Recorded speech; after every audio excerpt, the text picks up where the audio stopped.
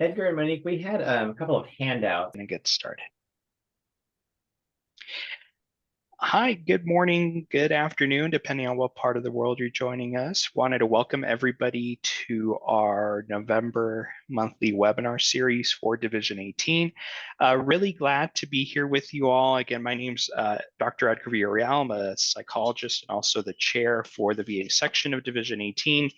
And as part of our annual partnership with the VA Psychology Training Council, we wanted to bring you this annual series on how to get a VA Postdoctoral Fellowship. We had a really good panel a couple of months ago on how to get a VA Psychology internship. So now we have this panel of experts coming back to us again to share their expertise, to answer your questions on how to best secure a postdoctoral fellowship within the VA, if that's your next step in your career progression. So we're really lucky to have such an esteemed panel of guests here. A lot of them have been leaders in VA psychology training, specifically our VA Psychology Training Council.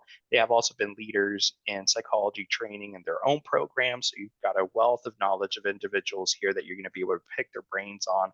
So I'm not going to spend too much time introducing each of them because I'm going to hand it over to Dr. Zoe Proctor-Weber, who's going to first introduce herself and then hand it over to the rest of the panelists to introduce themselves and tell you a little bit about their role. And then we will jump into the webinar. Before I turn it over to Dr. Proctor-Weber, I'm going to hand it over to Dr. Monique Hunter, who's going to review a little bit about the rules for these webinars. There's no CEs that are being provided for these webinars specific for this particular webinar specifically, but we do have just some rules of behavior that we tend to review, some housekeeping items here at the beginning. So Dr. Hunter, I'm going to hand it over to you, and then feel free to hand it over to Dr. Proctor-Weber. Thank you. The Division 18 VA section officers and committee members serve in their roles and responsibilities for the Division VA section and are not hosting or speaking as representatives or employees of the Veterans Health Administration in any way, nor do they speak on behalf of the Veterans Health Administration. Division 18 VA section values diversity, equity, and inclusion. We ask that participants and hosts maintain an environment of respect and professional discussion throughout the webinar. The Division 18 VA section does not tolerate disrespectful language or behaviors, psychological or verbal abuse during webinars, and individuals engaging in any of the above may be removed from the webinar.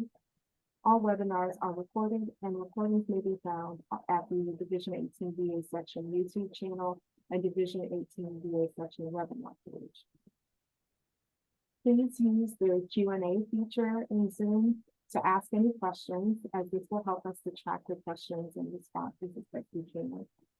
Individuals using the Zoom link provided to them at registration and follow-up are automatically reported in the Zoom webinar attendance report. Anyone calling in by phone or otherwise not using the Zoom link must contact the Division 18 VA section Education and Training Committee and provide their name and telephone number used to verify attendance. For everyone, links for feedback surveys will be sent in a follow-up Zoom email, and this survey is optional and anonymous. I know this was a lot of information really quickly, and so this and other housekeeping details will be placed in the chat for you. Thanks, Dr. Hunter. All right, Dr. Proctor-Weber, on to you. Thank you, and thank you, Dr. Siegel, Dr. Wan, Dr. Jackson, Dr. Schmidt, and Dr. Goodkind for giving us your time and expertise today. Well, thank you. We are really happy to be here today. I'm Dr. Proctor-Weber, and I am a training director at the Bay Pines VA in Florida. We offer postdoctoral training in areas of focus, SATP, PTSD, BHIP, even PCMHI, as well as specialty training in neuropsychology. And you are all here today because you are considering applying for a VA postdoc position, which I highly encourage. But before we get into the how and the why, I thought we could start with some information about what postdoctoral training is. Having an understanding of the purpose of postdoctoral training can help you determine if this is the right path for you. And it can also help you narrow down your choices so you can land on a site that's a good fit for you and your future career. The purpose of postdoctoral training and the overall sequence of psychology training has really varied over the years. In the past, people focused on building research skills or remediating some clinical skills, and of course, accruing hours for licensure. But back in 2010, the APA published the Model Licensing Act, which really highlighted the fact that trainees should be eligible for entry-level practice by the time they complete internship and should therefore be license eligible. Well, as you probably know, some states have adopted this and some have not. A little later on in 2015, our APIC and APA folks sponsored a postdoctoral training summit. This was pretty cool. The consensus coming out of this summit was that postdoctoral training isn't just about accruing hours. It really represents an opportunity for you to build really advanced competencies in either a focus area, like working with an SATP or PTSD population, or in a specialty area. An example of that would be neuropsychology, rehab, health psychology. So it seems as if the field's really moving toward increased specialization, and receiving postdoctoral training is a way to ensure that your skills are consistent with this move. Postdoctoral training can be formal, like in VA, or informal. And our discussion today is really going to be focused more on the formal training experiences. All VA clinical postdoctoral experiences are accredited or on a pathway towards accreditation, which essentially is going to ensure you that the program is structured and organized and that the focus is on training, not on making money off your services. Accredited programs also build in minimums of direct clinical experience and supervision, professional development, even mentoring.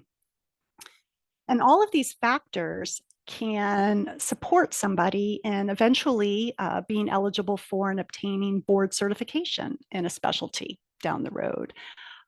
Or it could support increased mobility in your future. So I really look at a postdoc as an investment in yourself. It's going to open up opportunities and career paths that your future self will thank you for. There are many postdoctoral training sites in the country. I'm going to actually turn it over to Dr. Wan to talk about why you might want to consider training in a VA site over a different type of setting. Thank you, Dr. Weber. You're welcome. Yes, I'm Sam Wan. Very nice to see you all here. And I am the training director for our postdoc program in San Francisco, California. So, of course, I'm going to be a bit biased in some of my lens here. And I want to own that in terms of valuing postdoc training and sort of knowing what it's about. I've been doing this for a decade, but also clinical supervision for much longer than that. And I am also a site visitor. So I am aware of what programs go through in the VA, especially for accreditation and quality standards. I will just sort of say that the question for me to address and begin to open up is, why would you consider a postdoc versus getting a job? And in the VA, there are actually in the VA and sort of in the wider community, there may be more opportunities these days for getting a job right out of graduate school than there used to be. And I do think that that's a good thing overall. I think that there are lots more opportunities. I think student debt is at a record high in many ways, that getting a job can also be a wonderful next step in your career. But I will linger a bit on why it might be helpful for you to consider a postdoc. One thing that I think is important to think about is it's a little bit more like what I think of it more of an AP class. you don't, in certain states, it's not required. You don't have to do it.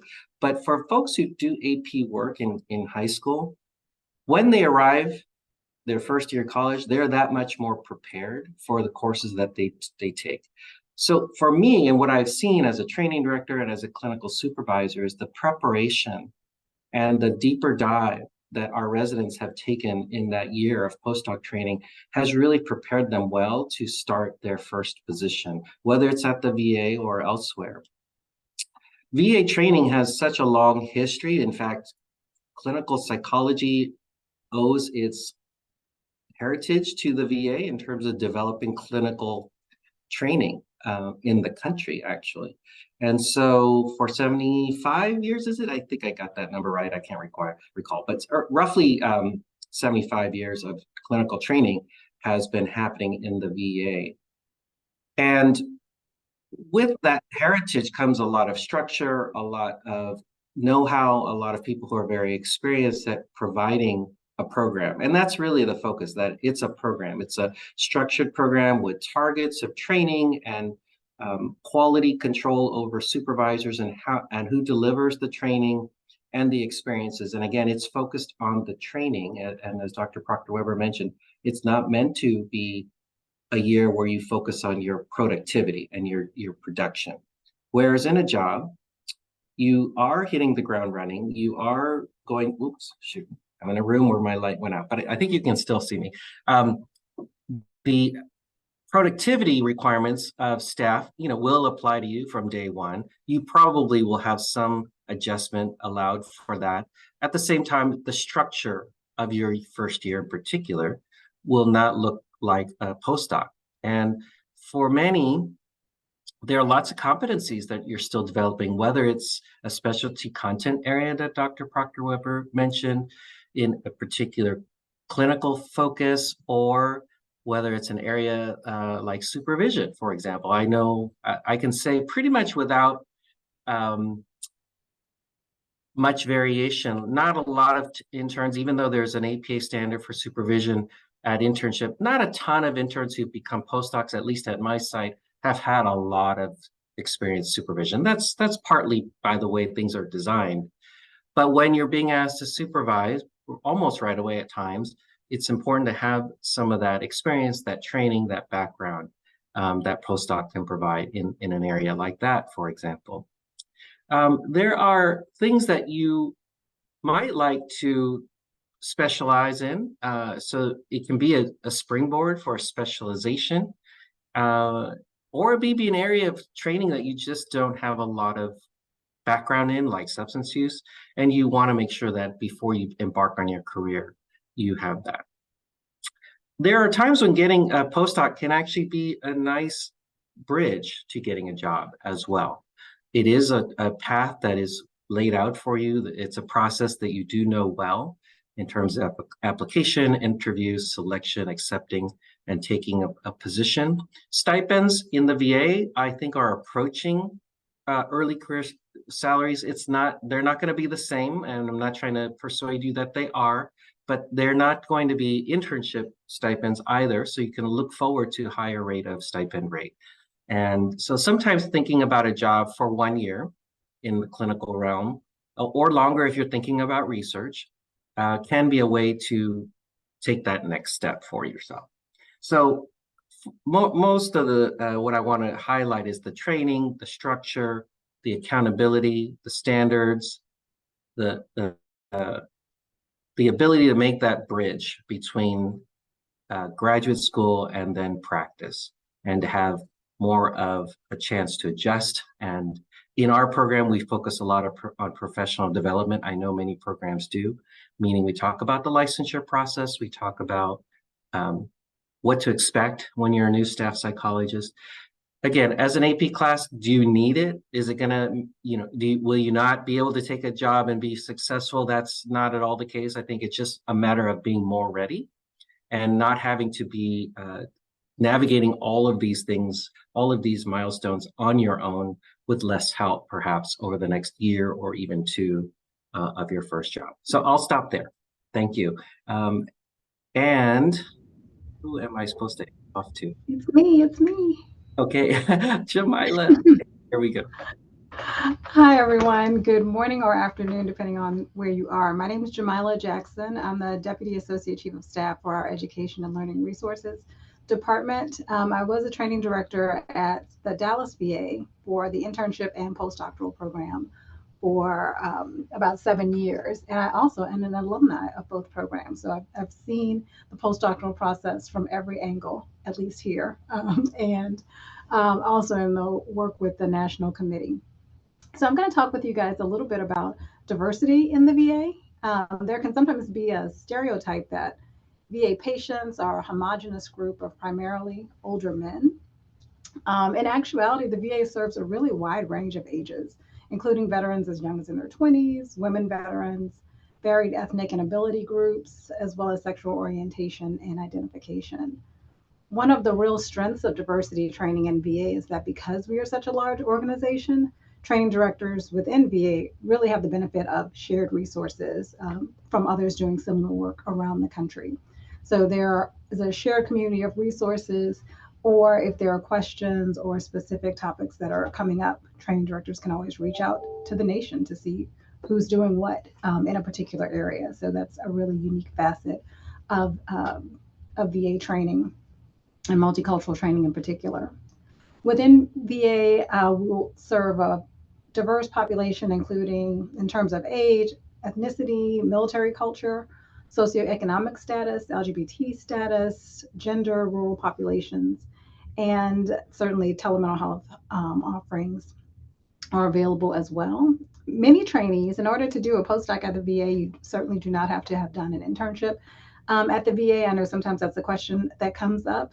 VA postdoctoral programs welcome trainees from everywhere. And so one of the things that some of our postdoctoral fellows that train in VA are often surprised about are just the breadth of training experiences. They have this idea of this is what VA training is going to be, and are pleasantly surprised, I think, to really look at the variety within the populations that they're working with, even within a specialty area. Huge range in our patient population. So the comprehensive care that we're able to offer in our system also means that there are opportunities to work with lots of presenting problems, to participate in national webinars and seminars and interface with folks all over the country during work in a particular area or doing a particular projects and things along those lines. If you are wondering how diversity is approached in a particular postdoctoral program, that's an okay thing to ask. Some programs will have projects, some will have journal clubs, some will have webinar series and things like that, but every program is going to approach it a little bit differently. And so it's perfectly appropriate for you to ask those kinds of questions when you're considering different kinds of sites, if it's not clear from the brochure. We also have a number of regularly occurring webinars that happen within VA on various diversity topics. Some of those are sponsored by the VA Psychology Training Council and the diversity subcommittee within that group, but others are sponsored by just the National Mental Health and Suicide Prevention Office and some of the work that they're doing as well. So if you are interested in diversity and prioritize diversity, VA is a really wonderful place to train. And with that, I will turn it over to Dr. Goodkind, who will later turn it back over to me. That's right. Thank you so much. I'm Madeleine Goodkind. I am the training director at the Southwest Consortium in Albuquerque, New Mexico. And for our postdoc programs here, we have postdoctoral fellowship programs at the New Mexico VA and clinical health and clinical neuropsychology. So I want to spend a little bit of time talking about the VA as a cultural institution. So the VA is a massive government-run healthcare organization. We have over 400,000 employees within VA and is also very mission-driven. And so the missions of the VA include training and research, but the principal mission is providing healthcare to America's veterans. So to succeed within a VA position, you have to decide that you're interested in veterans' perspectives and values. And this is something that I very much found for myself when I did internship within the Northern California VA and then decided to stay for a postdoctoral fellowship and then have stayed on as staff since then.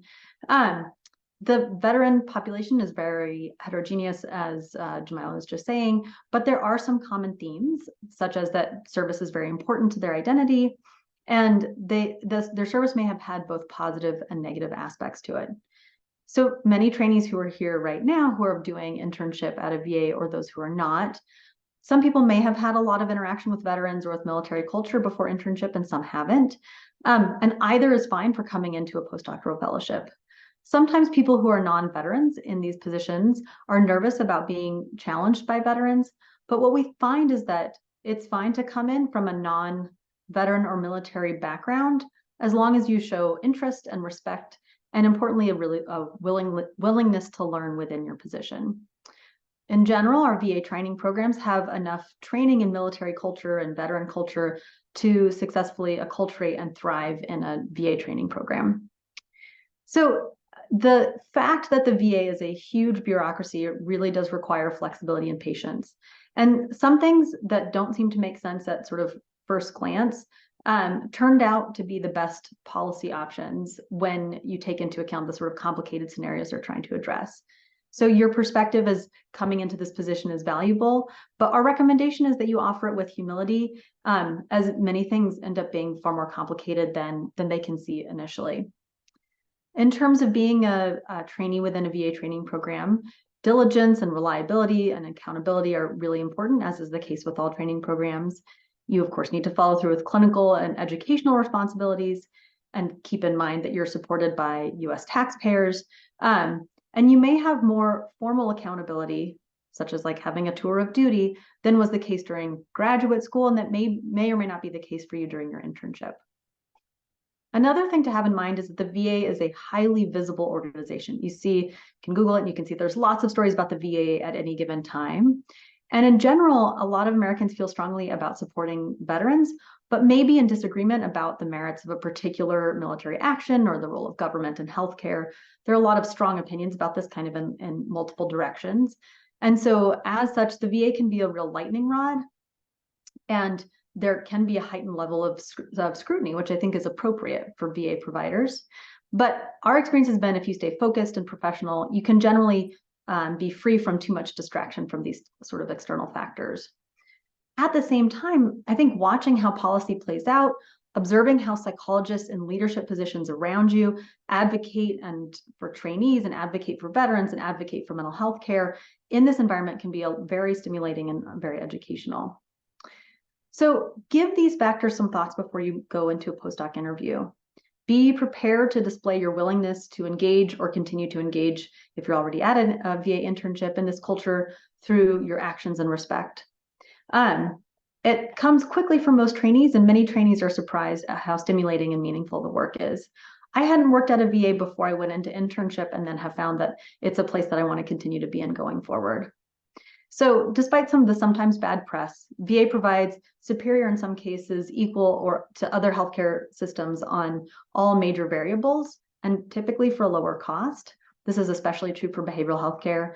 I just got back from a conference specifically focused on trauma, and there were multiple references to the fact that the VA is the place with the highest concentration of trauma specialist trained providers, and that this is something that I think is something to be really proud of within the VA. We have a strong history of pioneering psychology training specifically, and I think it makes it a great place to train and to work after. And I think VA's leadership in behavioral healthcare is due to the number of phenomenal psychologists who we have in leadership positions and have had over the past many years in leadership positions. And so this is sort of VA generally. And then there are some things that are specific to particular VAs.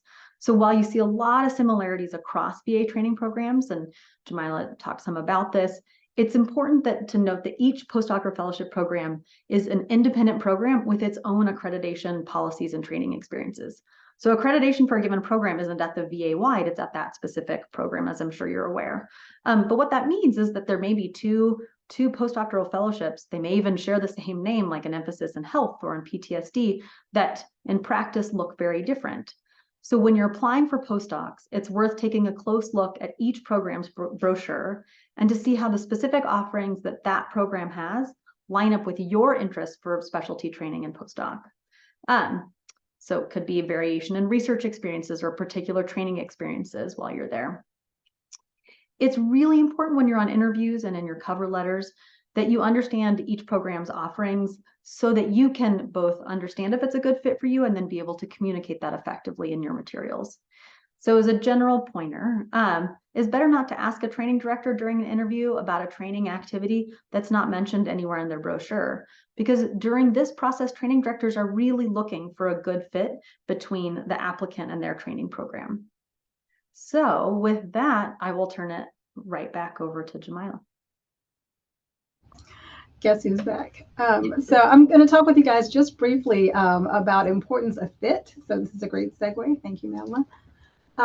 So although goodness of fit obviously is important on internship, the importance of goodness of fit for postdoc selection can feel that much more pertinent because oftentimes trainees are sometimes looking to explore the opportunity of maybe starting a new life in a particular region or at a particular facility after their postdoctoral training. So while on internship, you're often doing lots of rotations with many supervisors, while on postdoc, your experience is going to be much more focused. So you're going to have more autonomy, and your supervisors are also going to be pretty specialized. So the site often does not interview the same volume of candidates for postdoc, and so they're really looking for a goodness of fit. It's helpful to think through why you're interested in a postdoc versus a job and why this is important to you, and be prepared to talk about some of those things when you interview. Why is this specific specialty helpful to you? What about this postdoc beyond its specialty area is especially a good match for your interest and for your expertise? So these are just areas that you want to kind of think through. What kinds of employment positions are you interested in? Does this postdoc help you to be more prepared for those kinds of positions?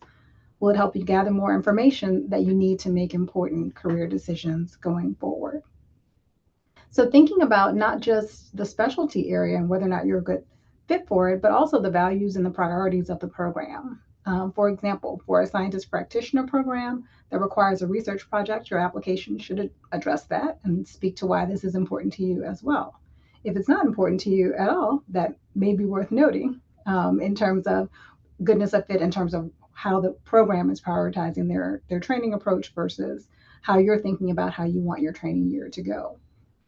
If it does matter to you, but it's an area of relative weakness, that's something that you could specifically address in your application, and that will be a segue into why you specifically are interested in this program, for sure, helping to shore up this particular area where you don't have as much experience.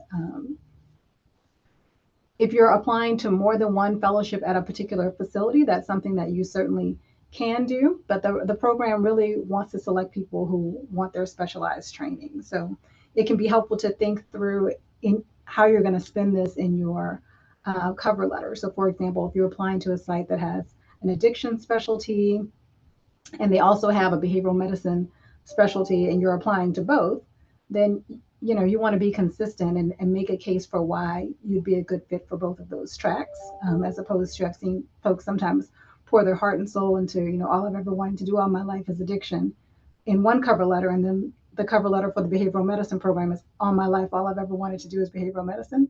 These letters are going to the same people. So you really want to make sure that you're consistent, and I'll bet there is a rationale for applying for both. It's just important to kind of interweave it and make sure that it makes sense to the individuals that are reviewing the applications. You want to make sure that you're interviewing a site for fit as much as they are interviewing you. What kinds of questions will help you sort out if it's a good fit? So thinking about those. Is there a mentorship program? How does that work?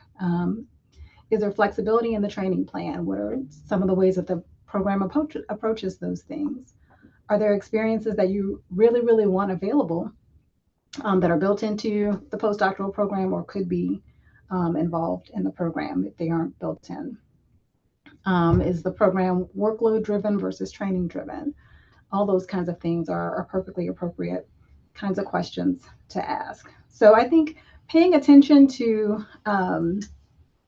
what is actually true to you. I know sometimes, especially toward the end of one's graduate career, there can be this pressure of, I need to say what I need to say in order to be accepted into whatever realm I'm trying to be accepted into. But postdoc and applying for postdoc is really a wonderful opportunity for you to really be honest with yourself about what you want and what you're hoping to get, and to practice conveying that to other people. The nice thing about applying for postdoc is, like I mentioned before, it's not as competitive as internship. And so you really have an opportunity to really be true to yourself. And I would encourage you to do that so that you get into a program that is a wonderful fit for where you're trying to go. Speaking of different types of programs, I'm going to kick it over to Dr. Schmidt, who's going to talk a little bit about the advanced fellowship programs. Great. Thanks so much, Dr. Jackson. Hi, everybody. I'm Joel Schmidt. I'm the Associate Director of Advanced Fellowships in the Office of Academic Affiliations. I've been here for 3 years, and prior to that, I was a psychology training director for 13 years at VA Northern California, just across the bridge from my friend Sam. So I'm really happy to talk to you here today about our programs. And so this is really focused for people who are interested in specialized training in things like health services research, quality improvement, patient safety, data analysis, health professions education, and similar specialty areas that might be a part of your interest for your career, because we really have some great opportunities. And these can be thought of as things that you do in addition to clinical work or instead of clinical work. But I am going to make the pitch that, because I assume that we're talking to an audience of psychology trainees who are going to be eligible for becoming psychologists in VA, it's a lot easier path if you do it in a combined way. So if you hold your clinical credential and you work in that area, there's a lot of opportunities to do these other activities as well. But there are some people that have straight research jobs too. So, so we have 21 different types of fellowships at 50 different VA facilities across the country. We have many focus areas. PTSD, as you can imagine, is a big one, but we also have women's health, we have addictions, geriatrics, psychosocial rehab, and several other areas that may be of interest to you. The advanced fellowships started actually as physician training, post-residency physician training, and then many years ago they became interprofessional. And what's interesting is that in those years, psychology has come to grab a dominant section of the market. So right now, physicians and psychologists are neck and neck for our two dominant professions within advanced fellowships. And I think there's a reason for that. I think that the fellowships are really a great fit for psychology, given the training that you're getting and having in terms of clinical work, research, program development. All those kind of things are just perfect for the kinds of skills that we have within our fellowships. And so one of the things that's important to us is that, and I'm saying this for everybody, not just for advanced fellowships, is that we make this a good deal for everybody. So it's a good deal for you and that you get the job that you want ultimately. And it's a good deal for us and that we take care of the Veterans Health Administration in terms of putting the kind of people in the VHA that take care of our veterans. And so, of course, that's clinical work, but it's also the research that we need. It's the educators that we need and so forth. And so that's really front and center for us. And as psychologists do really well in our advanced fellowship. So we keep track of this. And over 60% of our fellows work in paid positions in VA after they leave, and another 8% work at an academic affiliate but maintain a specific official relationship with VA to continue to work on projects. So we think that's a really notable success story, and we think that's really important. Most of our programs are 2-year programs. We have 3 one-year programs. The reason that most of them are 2 years is because when you want to be a health services researcher, you really have to put together a good portfolio to make yourself competitive for research funding. So they're 2-year mentorship programs where you have a lot of training in grant writing, publication, and then of course putting together good research projects that will send you on your way to a productive career. And one of the things I would say is I believe VA has a very unique pathway in terms of becoming a health service researcher. There are other fellowships out there, non-VA fellowships, but we have by the biggest scale by far. And we also have, I think, a unique opportunity as a researcher to be integrated within a healthcare system. It's already been said, VA is by far the biggest healthcare system in the country. And one of the philosophies that we really endorse is this notion of an embedded researcher. And what that means is you live in the culture that you study, I'll put it that way. So It's one thing to come in from the outside and study something. It's another thing to be a member of that culture and study it. And so for people that are clinically trained, like psychologists, psychology postdocs, there is a requirement that you spend some of your time doing clinical work. So typically it's about 75 to 80% research, 20 to 25% clinical. And the reason for that is because that puts you into that system as a clinician, and your quality as a researcher will be exponentially better if you are working in that system, because you understand it more, you just know it more. So that's a strong philosophy that we have, and I think is something that we're uniquely poised to do. That it's harder, I think, for outside programs to do. So let me give you an example. Our biggest fellowship is the Mental Illness Research and Treatment Fellowship. We have currently 56 psychology postdocs in that program across the country, about 25 different sites. It's about 75% clinical, 75% research, 25% clinical. And we've just got some new data in that 76% of them end up in VA jobs, either full-time or they have dual appointments with the VA and their medical school affiliate, which we think is just an outstanding track record in terms of being able to do the thing that we want to do. We want you to have the job you want, and we want to fill our needs within VA. So we're just really proud of that success. And then, so that's our biggest one. The other ones that are really popular for psychology trainees, in particular, women's health, health services research, war-related and unexplained illnesses, psychosocial rehab, addictions, advanced geriatrics, and VA quality scholars. Those are all different programs that have been particularly popular for psychology trainees. And I'll say some of our advanced fellowship programs are very tightly integrated with the other psychology postdoctoral programs at their campus. Others are not. And so here's where there's a little bit of a buyer beware component to this. So it's important to kind of understand that, because the standard psychology training programs are very well set up in terms of, the things like licensing, like Sam mentioned, and accreditation, and, making sure you really get all the quality things. So a lot of our fellowships really piggyback on that, but some don't. And again, as I said, these are interprofessional fellowships.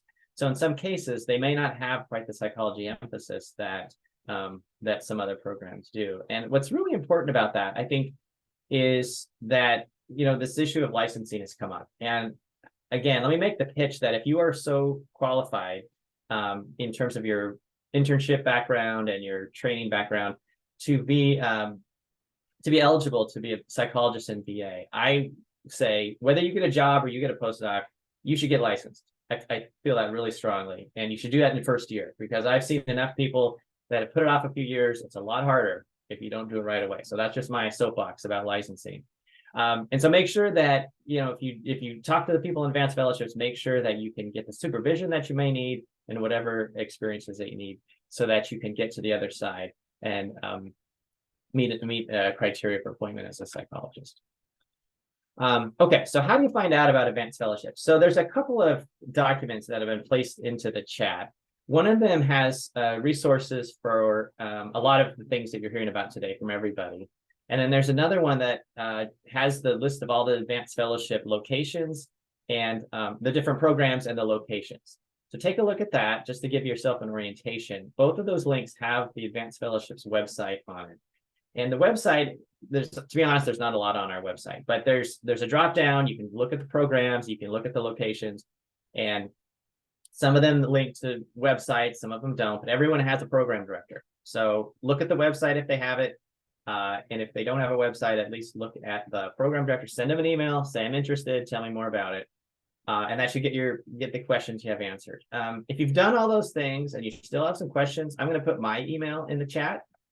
So you can contact me. Please try those other things first, but then feel free to reach out to me if you're having any troubles, because we really want to make sure that you get linked up and connected to these resources. If it's the right thing for you, we'd really love to have you take a look at it. So that's all I have to say for now. I'm happy to answer questions later. And I think I'm handing it over to my other friend, Wayne Siegel.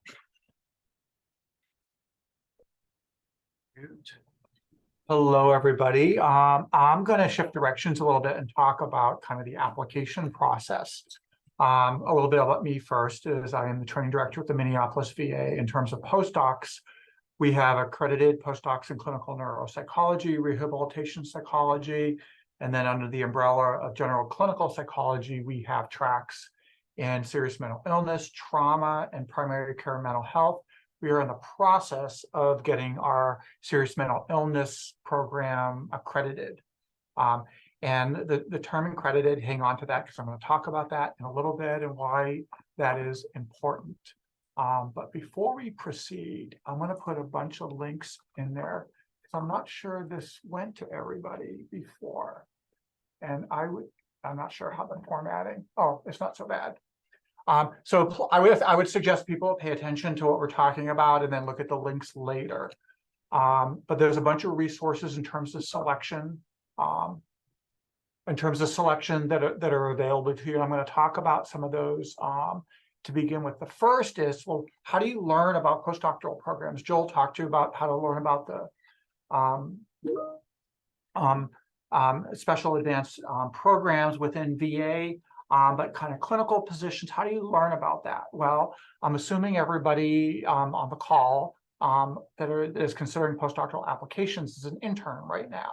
And so you're very familiar with APIC's process and APIC's directory of internship programs. A fundamental difference for postdoctoral programs is, or comparing it to internships, internship is a captive entity where there's a match system and people sign up to participate in the match as applicants, programs sign up to participate as programs. Postdoc is very varied because there are many, many different types of postdoctoral programs. So it's hard to, it became, or it used to be hard to learn about what all the postdocs out there. APIC had member programs listed, but there were so many more out there. And so I believe, I forget, Zoe may have mentioned the postdoctoral summit that we conducted in 2016.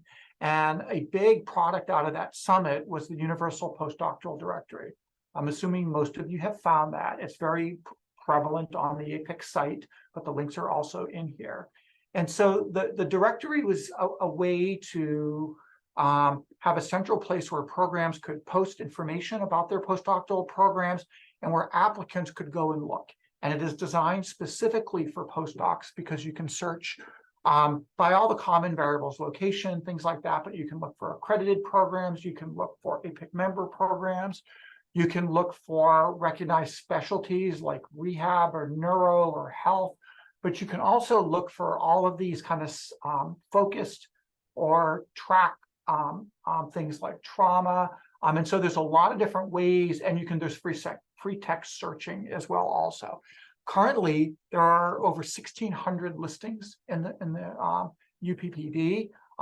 We believe this captures maybe most of the programs nationally, but we know there are still a lot of programs who aren't listed there.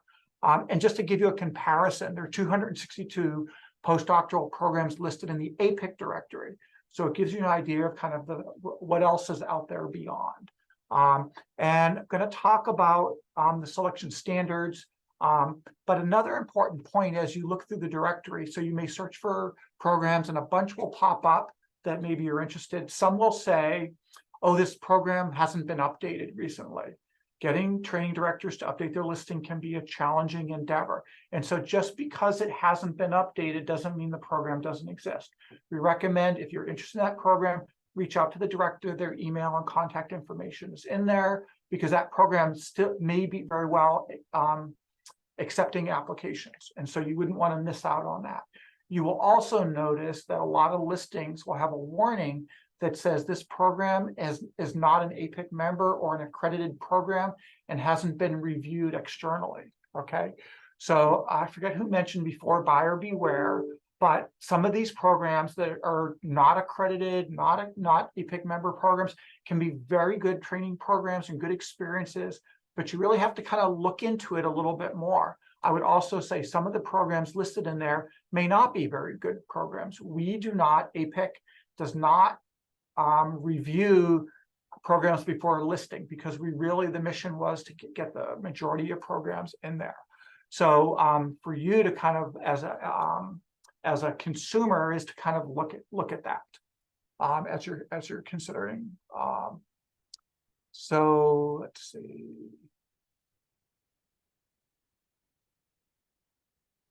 So talking next about the selection standards. So we have worked very hardly stemming from this postdoctoral summit in 2016 to try and provide organization to postdoctoral selection and training. And last year, we kind of shifted how we have been doing this to these new selection standards and a common hold date. The link is in the chat that I had said, and just bear with me for 1 second.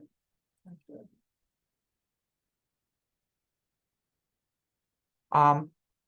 The big shift to the standards is programs can make offers at any time that they want. There aren't kind of super rigid rules around this. And this is a big advantage to applicants. And so the whole goal was not to try and put applicants into a bind.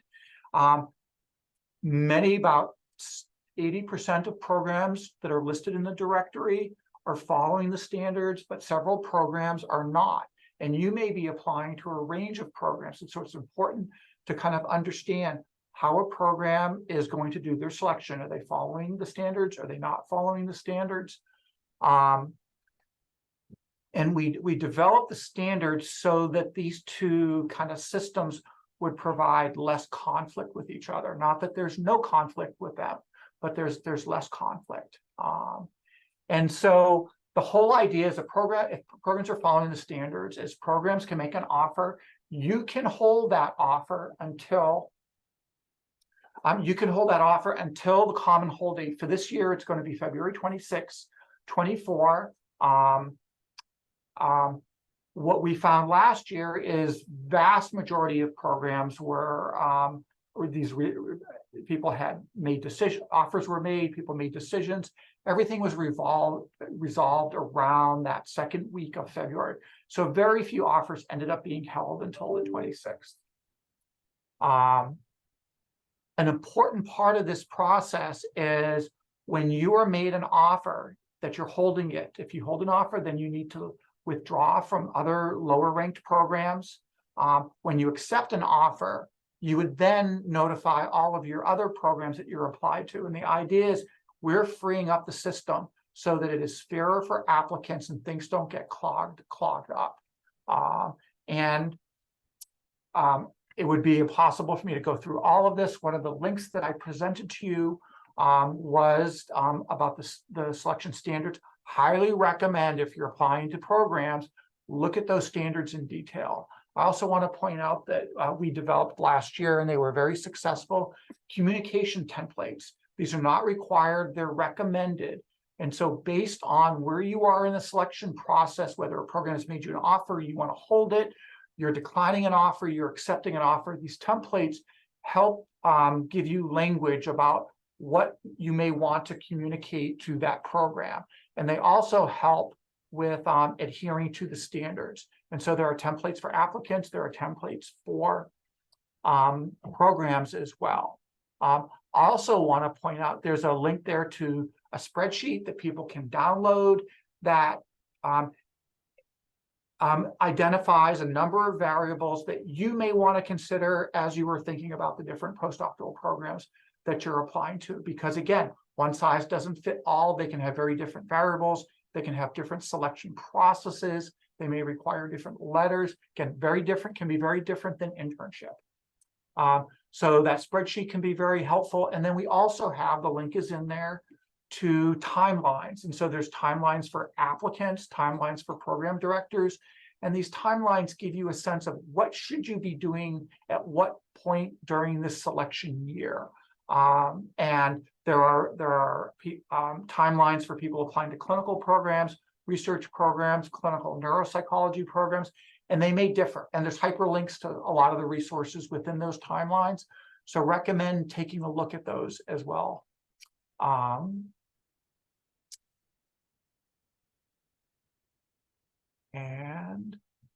the last thing that I want to say is several people had mentioned that postdocs are not necessarily as competitive as internship programs. We don't know the optimal number. Like for internship, it's 15. You apply to 15. The chances are that you're going to match well. We don't have that for postdocs because it's not a captive, but we know that the modal number of applicants that report they are successful is around 8. The other thing that's useful to know is good news for applicants, not so good for us as program directors, is we know that about 40% of that postdoctoral positions go unfilled. And that is consistent across all sites, including VA. That doesn't guarantee you're going to get exactly what you want, but it is kind of a buyer's market from the applicant's perspective. And so it is really kind of less competitive. And so I will wrap things up there. And if there are questions, I can take them later. All right, thank you, Wayne. It looks like we have a few questions in the chat box in the time that we have left. Someone had asked if it's okay to ask programs in advance if there is potential to be hired after postdoc. And I would say that's a very appropriate question. You're really asking about retention, and that kind of speaks to the culture of that particular facility's leadership and how they go about their recruitment. Anybody else want to weigh in on that? I might phrase the question as, how many of your graduates have you hired? Is this something that happens rather than are you being like, are you going to get hired when you complete your postdoc? So I think it can be useful. And many, many programs have hired many, many of their graduates. This is why one of the reasons VA funds training. And most directors are excited to talk about that fact. Yes. I mean, I certainly am. Like when we've had success of having people come through a training program and then come into a staff position. Yeah, so I said something very similar in the chat. Yeah, absolutely. Definitely concur. Oftentimes you won't get a promise of yes for sure, because you've got to get through the training program and in good standing and all those kinds of things. But I think like Wayne was saying, asking questions about, historically, how many postdocs have you guys hired in the past, or is that a thing that happens here, or would that be considered unusual? Can give you lots of good information about your chances. And one thing about VA jobs after or when you're being considered during VA postdoc is that VA jobs often will allow you to complete your full year as a resident and get all of the requirements met for the year, versus other jobs may or may not do that, whether they're in the VA or sort of outside the VA rather. So anyway, there's certainly some benefit to sort of being in-house. Thanks, Sam. Looks like somebody asked a question about importance of fit and asked how we would go about establishing fit in a virtual format. So presumably virtual interviews, virtual open houses, those kinds of things. Any thoughts on that?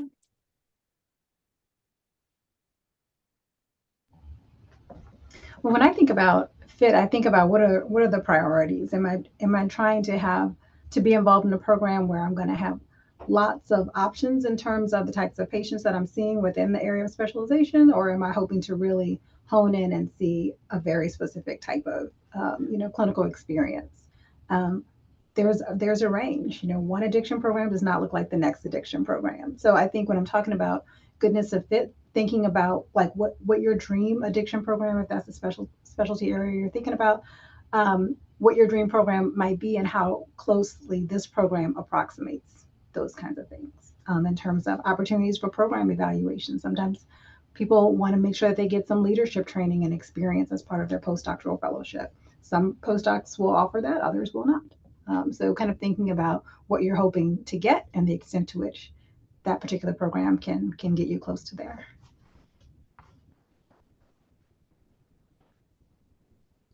If I could just add a statement about, it might be helpful to think about this from what training directors go through on this issue of fit. So if you have a trainee that is happy because they're doing what they want to do, they're very easy to work with. If you have someone in the wrong program, you cannot please them. And that causes a lot of consternation for program directors. So it's important to think about that. And when you interview, and whether you do it virtually or in person, mostly it's virtual now, I guess, but either way, you can still communicate that. I understand your program, and here's why I want to come to it. Like, that's the best message that you can send, I think, to a training director. Yeah, I think lots of times programs will try to highlight ways that they can be flexible, but if they need to be flexible about a ton of things, then it just might not be the best fit. Yeah. Yeah. And another way to look at it is, what's the end game? What is your goal?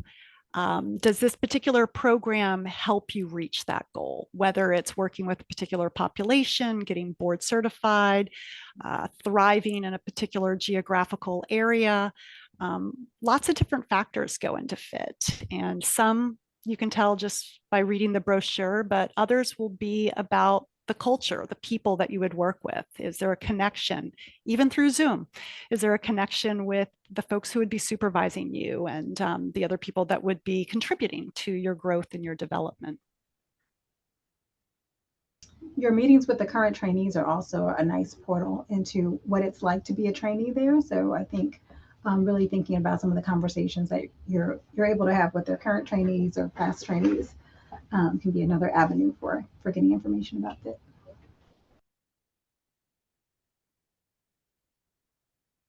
All right, with a couple of minutes left, just wanted to kind of bring us back in and wrap us up. I want to make sure that we're respectful of everybody's time. I believe we've got to most of the questions. Dr. Siegel, I did want to just let you know that there was a participant that mentioned that the links may not have been working. I don't know if you want to try to drop them in the chat. I tested them, they worked for me, and hopefully they worked for others. But with the last minute that we have left, if you want to drop those in the chat again, I think people would appreciate it. Would want to remind folks to download those attachments. Again, if you scroll to the chat, the attachments that Dr. Schmidt had talked about should be almost near the very top of the chat there, waiting for you to download those resources as well. And as we wrap up here, wanted to once again thank our esteemed panel of experts here. It's rare that we get you direct access to individuals that are shaping psychology training for the VA, and you can really tell the dedication and the commitment that VA has through these individuals and the programs they support and how they also support psychology training overall. So really wanted to thank Dr. Weber, Dr. Siegel, Dr. Goodkind, Dr. Jackson, Dr. Wan for your time here again. I know in the past, you all have been even more generous and have dropped your emails in the chat. Feel free to do so. No pressure if you don't want to, but I know that you all have always been super accessible if people had specific questions that they wanted to loop back with folks about. We will be providing a recording of this on our website. It usually takes us about a couple of weeks to be able to do that. So just be patient with us as we try to get those in there. I see those emails are dropping in the chat. So I'll leave the webinar open a little bit if you're still trying to download those materials or if you're still trying to get all of those email addresses from the chat. And again, wanted to thank all of you all for entertaining the option of continuing your training in VA. As a lot of our panelists mentioned, there's a lot of great, unique things and a lot of leadership and a lot of unique opportunities that VA has to offer as part of psychology training. There's a long tradition there, and we continue to be the largest trainer of psychologists in the nation and also the largest employer of psychologists in the nation. And in part is because of the dedication of the folks that you see here with you today. So best of luck. We know this is a stressful and exciting time as you try to make decisions about where your career is headed from here. And we really appreciate your commitment to our veterans. So with that, I'm going to wrap us up and thank you all for being here with us today. And if you have any questions, feel free to reach out.